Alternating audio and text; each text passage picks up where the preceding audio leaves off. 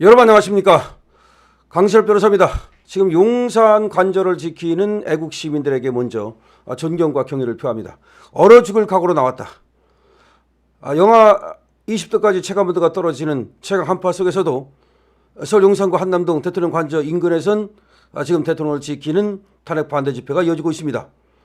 자, 루터 교회 앞과 한남초등학교 근처에 모인 대통령 지지자들은 2차 체포영장 집행 움직임에 대해서 신경을 곤두세우면서 가만히 서 있기만 해도 온몸이 덜덜 떨리는 이 날씨를 이기고 지금 롱패딩에 복면, 털모자, 목도리로 중무장하고 은박 담요를 두르고 추위를 이겨내면서 자리를 지키고 있습니다. 대전에서 첫 차를 타고 올라왔다는 임가연 씨는 탱크와 공수부대, 장갑차, 경찰 특공대 이런 애들까지 나온다는데 날씨가 추워 지지자들이 못 올까봐 체포영장이 발부된 뒤 오늘 처음으로 왔다고 강조했습니다. 자, 지금 전국에서 모여들고 있습니다. 전국에서 모여들고 있습니다. 1심 빌딩 앞에 윤 대통령 수호 집회 현장에는 난방버스가 또 세워져 있는 모습도 보이고 있습니다. 보수단체 신자유연대 주최 집회 참가자들은 신자유연대가 여는 집회 참가자들은 사회적 불행에 따라서 아침 체조를 하고 몸을 움직이기도 했습니다.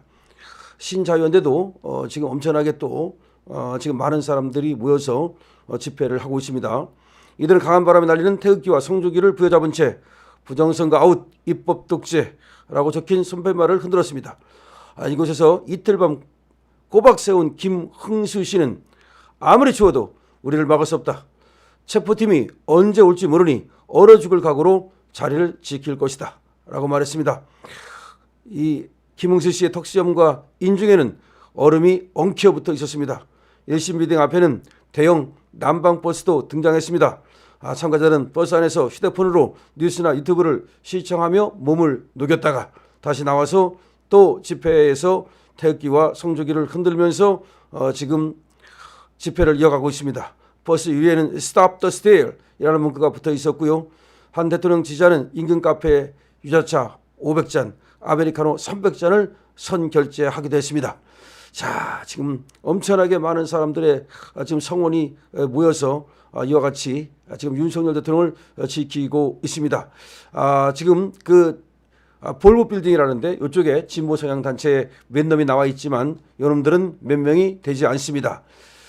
지금 우리 루터교회 쪽 그리고 또 우리 한남 초교 쪽 우리 지금 얼어 죽을 각오로 나와 있는 우리의 정말 애국 시민들, 우리 애국 시민들 정말로 너무 대단하다는 말씀을 드립니다. 지금 이 유튜브를 강신업 방송을 보실지도 모르겠는데 일단은 여러분들께서 말이죠, 전략적으로 이제 몸을 좀 녹이시고서 이 난방버스에서 왔다가 그리고 또 나갔다가 이렇게 해야 되고, 그 다음에 이 사람들이 그러니까 경찰들 공수처 애들 말이죠, 얘들이 이제 언제 올 것인가를 좀 생각해 보면 말이죠, 아마 주말에 올 가능성도 있거든요. 금요일부터 토요일, 일요일 요 사이인데 금요일 가능성도 없는 것은 아닙니다. 지난번에는 아침에 오지 않았습니까? 제가 생각할 때는 이번에는 아침에 오는 것이 아니라 저녁에 올 가능성이 있는데요. 저녁에 온다 하더라도 저녁에 그렇게 집행을 하러 들어가지는 못합니다. 한밤중에 집행에 들어가는 거는 이거는 위법의 소지가 있기 때문에, 그리고 밤에 들어갔다가는 불상사가 있기 때문에 저는 어떻게 생각하냐면 저녁에 와가지고서 지인을 치고 그리고 새벽에 들어가는 그런 방법을 택할 가능성이 있습니다. 그러니까 저녁에 와서 그 주위에 말이죠, 말하자면 지들이 그 진지를 만드는 겁니다.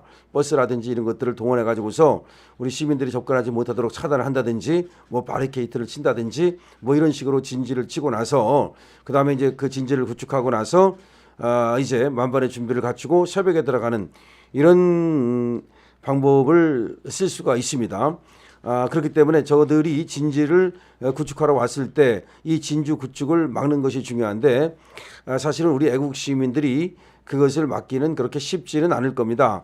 그렇다면 우리 애국 시민들은 그대로 그 애국 시민들의 의지를 보여주면 됩니다. 그러니까 우리는 윤석열 대통령을 이렇게 지지하고 있고 윤석열 대통령을 위해서 우리는 이렇게 추운 날씨에도 집회를 하고 있다. 우리는 끝까지 윤석열 대통령을 지지할 것이고 끝까지 윤석열 대통령과 함께 간다. 그런 어떤 응원 이것만으로도 충분히 저들에게 사기를 꺾어 놓을 수가 있습니다.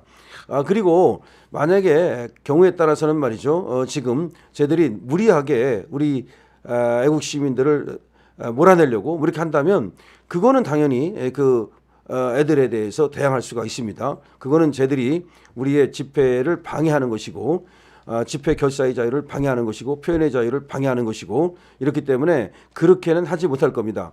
따라서 결국은 우리 애국 시민들이 해야 되는 것은 우리 경호처를 이제 응원하고 말이죠. 윤 대통령을 응원하고 그리고 이와 같이 추운 날씨에도 윤석열 대통령을 지키는 우리 국민들이 많다는 것을 보여주는 거 이것이 필요하고요.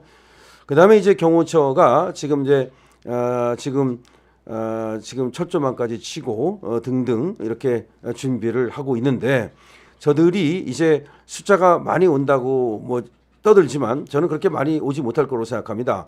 무슨 말이냐면 아무리 숫자가 온다 하더라도 그 숫자가 한꺼번에 전부 다 들어갈 수는 없는 거거든요. 그러면 길 쪽으로 뒤에서부터 이렇게 일렬로 서야 되기 때문에 결국은 그 숫자가 좀 있다고 그래가지고서 엄청나게 유리하지도 않습니다. 이 벌판에서 싸우는 것이 아니니까요.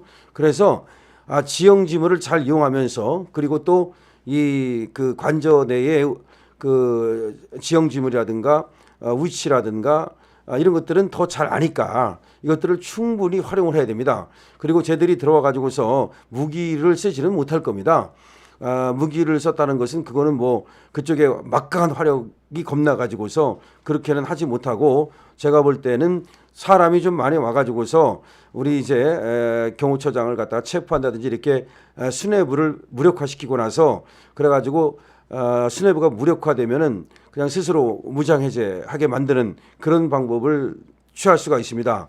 그렇기 때문에 여기에 대해서 어떻게 할 건가? 그러니까 여기서는 지금 계획을 다 짜놔야 됩니다. 그러니까 플랜 A, 플랜 B, 플랜 C를 짜가지고서 경우에 따라서 플랜 A냐, 플랜 B냐, 플랜 C냐 딱 해야 되고 그 다음에 쟤들이 진짜 무력으로 들어왔을 때 우리가 어디까지 무력으로 쓸 것인가도 생각해 놔야 됩니다. 그냥 우왕좌왕하면 그때는 뭐 얘기할 바가 없습니다. 근데 대통령을 지키는 사람들은 목숨을 걸고 하는 것이기 때문에 경우에 따라서는 그런 강경한 모습을 보여줄 필요가 있습니다. 그러니까 나약하게 뒤로 밀리면 그거는 끝나는 것이니까요. 오히려 확실하게 보여줘야 됩니다. 그러니까 저쪽에서 불법으로 들어올 경우에 여기서 어디까지 할 것인가를 확실하게 해놓고 그 다음에 또 여기 지키는 사람들이 1선, 2선, 3선 이걸 갖다가 확실하게 또 정해놓고 그러니까 전략이 필요하다는 얘기죠. 그리고 경우에 따라서 어디까지 그러니까 여기서 뭐 그 정확하게 제가 뭐 알 수도 없고 그리고 또 뭐 얘기를 할 수는 없겠습니다만은 분명히 그 경호처에는 여러 가지 어떤 그 도구나 여러 가지 그 방법이 있을 겁니다. 이런 방법을 어떻게 쓸 것인가를 이제 그 정해놔야 됩니다. 예를 들면 이런 것이 있습니다. 그물 같은 것이 있을 수 있거든요. 그런 것들을 어떻게 활용할 것인가. 그리고 접근을 못하게 하는 방법은 여러 가지가 있는 거예요. 그러니까 그 접근을 못하게 하는 방법이 진짜 전쟁 같으면 여러 가지 뭐 지뢰를 심는다든가 또 뭐 여러 가지 크레모라든가 등등등등의 방법이 있는 건데 여기서는 이제 그렇게까지는 할 수 없다면 그러면 들어오는 걸 막는 못 들어오게 하는 방법이 여러 가지가 있단 말이에요. 그 예를 들어서 지금 그물 같은 것도 하나의 방법이 될 수 있고 그 다음에 못 같은 걸 쫙 뿌려놓는 거죠. 그러면 들어오질 못해요. 그거를 어떻게 다 치우면서 들어오겠습니까? 예를 들어서 여러 가지 그러니까 접근을 못하게 막는 여러 가지 방법이 있을 수 있어요. 그러니까 내가 얘기 안 해도 여러분들이 그걸 생각해 보시면 다 충분히 압니다. 그래서 접근을 어떻게 막을 것인가라는 것을 생각해 봐야 됩니다. 근데 예를 들어서 뭐 헬리콥터로 들어온다. 그건 못 합니다.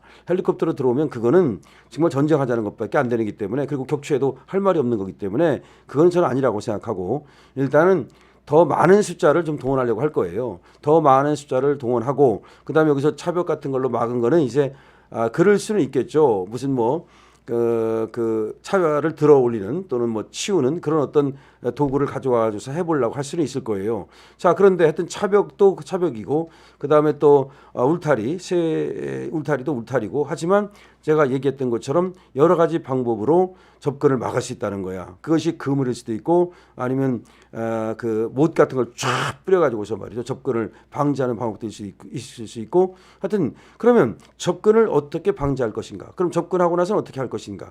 이런 것들을 확실하게 정해놓고 나서 그 로드맵에 따라서 움직여야지.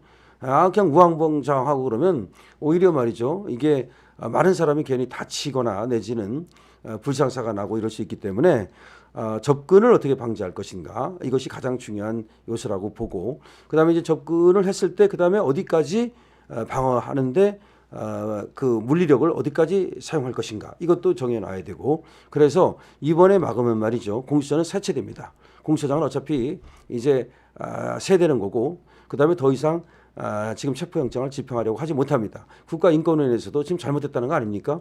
아니 국가 원수를 갖다가 그렇게 체포를 하려고 그러는 게 이게 말이 됩니까? 누가 봐도 상식과 경험치가 맞지 않아요. 이거는. 그리고 의도가 뻔해요. 그렇기 때문에 국민들이 여기에 대해서 이제 가면 갈수록 윤석열 대통령의 편에 섭니다. 그리고 지금 지지율이 팍팍팍 올라가고 있지 않습니까? 42.4% 이걸 믿고 가면 되는 겁니다. 국민을 믿고 가면 되는 겁니다. 자, 지금 애국 시민들 너무 고생 많다는 말씀 드리고 경호처 수고한다는 말씀 드립니다. 강신업 TV입니다. 공유, 구독 부탁드립니다.